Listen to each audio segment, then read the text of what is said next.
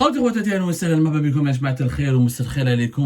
tout le monde, salam alaikum, j'espère que vous allez bien. Il y a un sujet qui illustre particulièrement l'égoïsme des dirigeants algériens. Le problème de l'Algérie, c'est pas parce que le problème, en tout cas, je crois, à mon avis, peut-être vous allez être d'accord avec moi à la fin de cette émission, le principal problème de l'Algérie, c'est que nous avons non seulement des dirigeants qui peuvent être corrompus, quand ils ne le sont pas, ils peuvent être incompétents. Quand ils ne le sont pas, ils peuvent être malhonnêtes. Ils peuvent des fois manquer de patriotisme et ne pas défendre l'intérêt général. Mais je pense que le plus grand mal et le plus grand défaut de nos dirigeants, c'est qu'ils sont surtout égoïstes. Oui, je parle de l'égoïsme. Les dirigeants algériens sont égoïstes.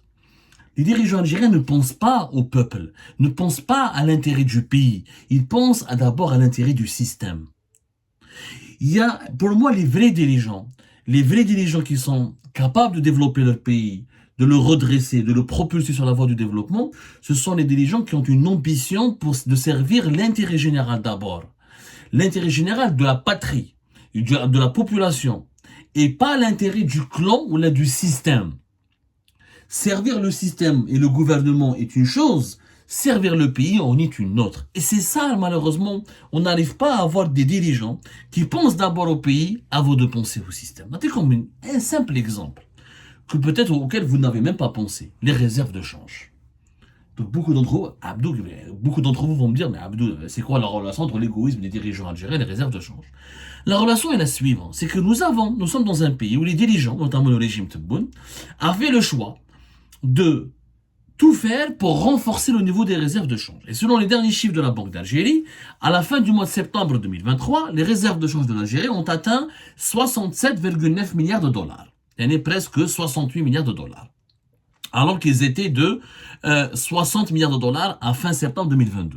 Depuis 2021, vous allez voir les chiffres de 2021, l'Algérie ne cesse de renforcer ses réserves de change. L'État, le régime algérien ne cesse de renforcer ses réserves de change. Des réserves de change qui se renforcent. Donc, quand un État renforce ses réserves de change, normalement, cela signifie que ce pays s'enrichit, que nous avons une économie qui crée des richesses, que nous avons tellement d'argent qu'on met une partie qu'on économise une partie dans une réserve qu'on appelle les réserves de change et qu'on pourrait utiliser éventuellement à l'avenir. Sauf que ce raisonnement, quand on le compare, quand on l'applique sur la réalité algérienne, il est totalement faux. Pourquoi? Parce que l'Algérie ne s'enrichit pas et elle n'est pas dans une position où elle doit faire des économies puisqu'elle est en retard en tout. La Norvège, ils ont des réserves de change, je peux comprendre. L'Arabie Saoudite, ils ont des réserves de change, je peux comprendre. Singapour, la Chine, les grandes puissances et les pays riches. Ils font des réserves, oui, parce que c'est des pays qui ont construit leur pays, ils ont un niveau de vie très élevé, ils gagnent beaucoup d'argent, leurs exportations sont très élevées, le niveau là, le pays, il a une qualité de vie qui est extrêmement importante. Il leur reste toujours, ils ont des bons hôpitaux, des bonnes universités, ils ont des routes très parfaites ou en très bon état, ils ont des TGV, ils ont des aéroports extrêmement modernes. Ça, oui, ces pays-là peuvent faire des réserves de change. Mais l'Algérie, nous avons depuis remarqué, de 2021 à 2023, les réserves de change ont augmenté. L'économie algérienne se porte comment? Chômage augmente, pénurie de produits alimentaires, pénurie de médicaments, rupture de stock de plusieurs produits de première nécessité, on fait des restrictions au niveau des importations, les salaires n'ont pas augmenté, le dinar il est resté instable, la preuve là il est en train de chuter par rapport à l'euro, le marché informel. L'Algérie n'a lancé aucun méga projet à l'époque de 2019 de 2020 jusqu'à 2024. L'économie, elle est paralysée. Mais nous avons une économie qui est paralysée. Comment les dirigeants algériens arrivent à économiser de l'argent dans un pays où nous avons un taux de chômage record, plus de 5 millions de chômeurs et le compteur s'est arrêté parce que l'Agence nationale de l'emploi ne veut plus révéler les chiffres du chômage pour ne pas effrayer l'opinion publique nationale et mondiale et pour ne pas donner une mauvaise image du pays. Dans un pays où on manque de tout, on manque de médicaments, on manque d'hôpitaux, on manque de trains, on manque de voitures, on manque d'universités, les écoles et des écoles où il y a une surpopulation extrême, on manque d'enseignants, on manque d'infrastructures, on manque de logements. Smhouli, Yanes. Comment je peux attendre un pays qui a autant de manque et qui a autant de sous-développement? On a un paiement en ligne, un paiement mobile, on a encore un débit internet très faible, on a un retard énorme sur l'économie numérique, on a une industrie, une production nationale faible, à peine 5% de nos richesses nationales viennent de l'industrie, on a une agriculture qui s'affaiblit, on a un problème avec le changement climatique, on a un problème de lutte contre les feux de forêt, on a des problèmes dans tous les domaines, l'éducation, dans tous les domaines. Et malgré cela, les dirigeants algériens arrivent à économiser de l'argent. Faut être fou. Chauffe-vous, les réserves de change en septembre 2021, 44 milliards de dollars. Mars 2022, 45 milliards de dollars. Septembre 2022, 52 milliards de dollars. Décembre 2022, 60 milliards de dollars.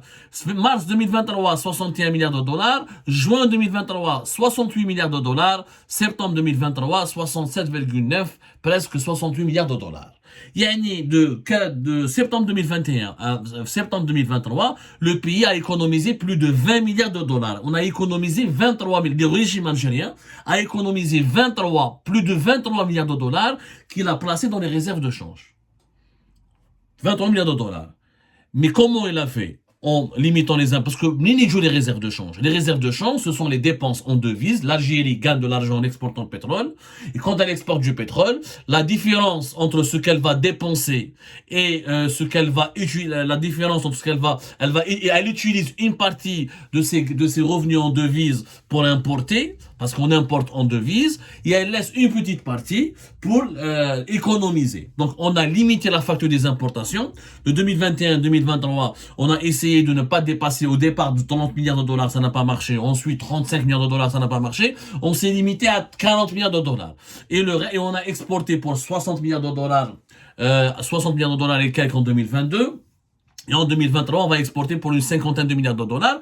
Et la différence entre les exportations et les importations, on prend une bonne partie de ces devises pour les mettre dans les réserves de change. 24 milliards de dollars, en 23 milliards de dollars et quelques ont été économisés en 3 ans, entre 2021 et septembre 2023. 3 septembre 2021, 2022, 2023.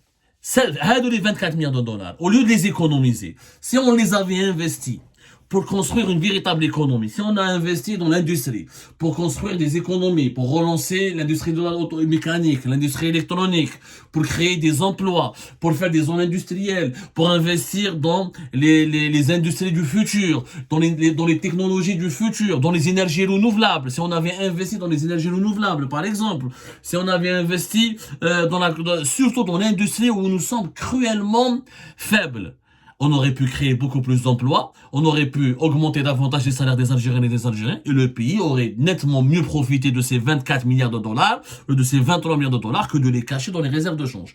En quoi les Algériens, ça c'est comme Souhel, en quoi les Algériens, c'est une question légitime, en quoi nous, le peuple algérien, on profite de ces réserves de change? En quoi? Tout est cher. Les gens, vous les Algériens, n'arrivent pas à manger de la viande. On n'arrive pas à manger des légumes et des fruits comme on veut, des légumes et des fruits comme on veut. On n'arrive pas à avoir les salaires qu'on veut. On n'arrive pas à terminer les fins du mois comme on veut, dignement. Mais je sais même pas comment on veut, dignement. On n'arrive pas à acheter des voitures. On n'arrive pas à trouver des médicaments. On n'arrive pas à trouver certains vêtements sont devenus un luxe. On n'arrive pas à trouver certains objets, certains smartphones ou certains ordinateurs, etc. Il y a des biens de consommation qui étaient ordinaires avant 2019 et qui depuis 2021-2023 sont devenus un luxe inaccessible parce qu'on ne peut plus les importer, on ne peut plus les commercialiser, on ne peut plus les distribuer en Algérie.